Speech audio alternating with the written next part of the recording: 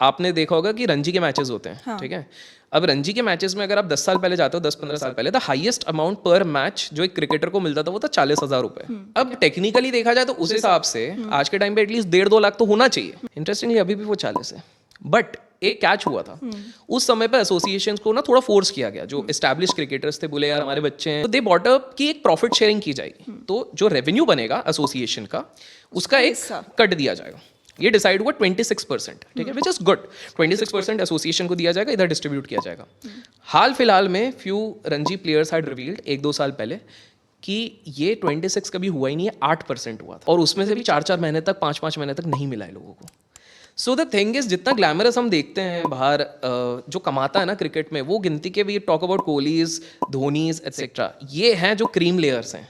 ये लोग एक्चुअली में सारी चीज़ें कमा रहे हैं. बड़े लोग फाउंडेशन भी क्यों बनाते हैं? हमारे देश में भी चैरिटी क्यों बनाते हैं? अभी चैरिटी आपने बना ली, पहला चीज़ तो टैक्स बेनिफिट है, वो तो नॉर्मल है. ब्लैक को वाइट करेंगे, वो दूसरा चीज़ है. अब तीसरा चीज़ है, मान लीजिए आपने फाउंडेशन बनाया and you have a lot of family members. आप उस फाउंडेशन के टॉप पोजीशंस पे या मीडियम पोजीशंस पे अपने फैमिली मेंबर्स को लगाओगे. अब वही पैसा, लेट्स टेक एन एग्जांपल, आपके और आपके दोस्तों का मान लो 50,000 करोड़ आ रहा है. वही 50,000 करोड़ में से 200 करोड़ तेरी सैलरी, 300 करोड़ तेरी सैलरी, 400 करोड़ तेरी सैलरी, आपस में आपस में, और थोड़ा बहुत स्टैक में दिख रहा है. तो बहुत मतलब दुनिया जैसी दिख रही है ना, वैसी है नहीं. तो बिल गेट्स तो दिखाई जा रही है, वो है एब्सोल्युटली. यार आप जितने भी बिलियनर्स देख लो, सबने हाथ गंदे किए हुए. अंबानीज रहते हैं 10 लोग हैं. अब शायद 11 हो गए, लेकिन इतनी बार प्री वेडिंग हो रही तो कंफ्यूजन हो रहा है 10 पकड़ूं या 11 पकड़ूं. 10 पकड़ लेते हैं, ठीक है, अभी के लिए हो जाएंगे 11, हो सकता है उसके बाद 12 भी हो. तो 10 लोग रह रहे हैं. वो रह रहे हैं 47,000 स्क्वायर फीट, ठीक है. 16,000 स्क्वायर फीट में अकेले रतन टाटा जी रह रहे हैं. अगर मैं पर स्क्वायर फीट के हिसाब से देखने लग जाऊँ, ये अंबानीज की वेल्थ दिखने लग जाती है. आप गूगल कीजिए, जब आप रतन जी के एसेट्स देखते हैं, वो मतलब मैं ये नहीं कह रहा हूँ कि गलत है, ये सही है, आपका पैसा आप उड़ाओ, सिंपल सी बात है. लेकिन फिर आप सामने वाले को बोल रहे हो उसी चीज के लिए जो आप खुद कर रहे हो अपने दूसरे स्केल पे. एक व्यक्ति है हमारे देश में, ठीक है, वो एक दिन अचानक से चिल मारने के लिए, तो बहुत सारी गाड़ियां उनके पास, तो वो बोलते हैं यार आज गाड़ी अपन चलाएंगे. गार्ड पीछे 4 और गाड़ियां लेके चलते हुआ था, लगे आगे 4 पीछे था.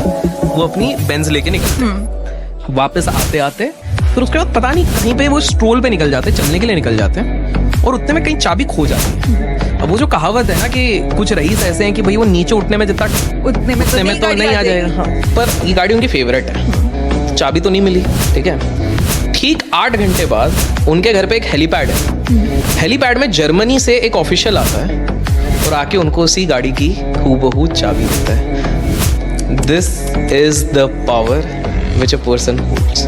वो शिफ्ट कर रहे हैं इंडिया छोड़ के, वो बाहर जा रहे हैं. और जो 2 देशों में जा रहे हैं वो बेसिकली हैं या तो अपना दुबई या फिर सिंगापुर. और मेरा क्वेश्चन ये था कि यार how did Dubai become so rich, how did Singapore become so rich? Dubai में जब उस समय पे जो मिनिस्ट्री देख रहे थे स्पेसिफिकली, तो उन्होंने एक चीज़ नोटिस करी. ये 1960s की बात करो, 50-60, जब दुबई कुछ भी नहीं था. तो इन लोगों ने तब थोड़ी बहुत इधर उधर खुदाई करी, तो थोड़े बहुत ट्रेसेस ऑफ ऑयल निकले. बट उनको एक चीज समझ में आ गई थी कि अरब देशों के जैसा we can not be solely dependent upon oil, क्योंकि हमको पता नहीं कितना है. तो उस समय पे जो वो उनके लीडर थे, उन्होंने एक चीज अच्छी करनी शुरू करी. उन्होंने इंफ्रास्ट्रक्चर में बहुत स्पेंड करना शुरू किया. इंफ्रास्ट्रक्चर मतलब रोड्स अच्छे बनाओ, मेनली पोर्ट्स अच्छे बनाओ. पहले उनका पोर्ट्स बहुत नैरो था दुबई का, उन्होंने पोर्ट्स को बहुत ब्रॉड कर दिया. क्यों? ताकि मोर शिप्स कैन अकोमोडेट. पहला चीज उन्होंने ये किया. हमारे देश में या कहीं पर भी आपको अगर रिचेस्ट बनना है और आप ये सोच रहे हो कि आप गाय बन के बन सकते हो, आपसे बड़ा बेवकूफ़ कोई नहीं है. हमारे देश में अगर बनना है तो आपको 3 चीज़ें चाहिए, और तीनों का नाम पी से शुरू होता है. पहला पी है पॉलिटिक्स, दूसरा है पॉपुलेशन, क्योंकि आपको कोई ऐसी चीज़ निकालनी पड़ेगी जिसको आप 2 साल फ्री में चलाओ, फिर 300 रुपये पर मंथ लेने लग जाओ और आपका 13,000 करोड़ बन जाएगा वहाँ से.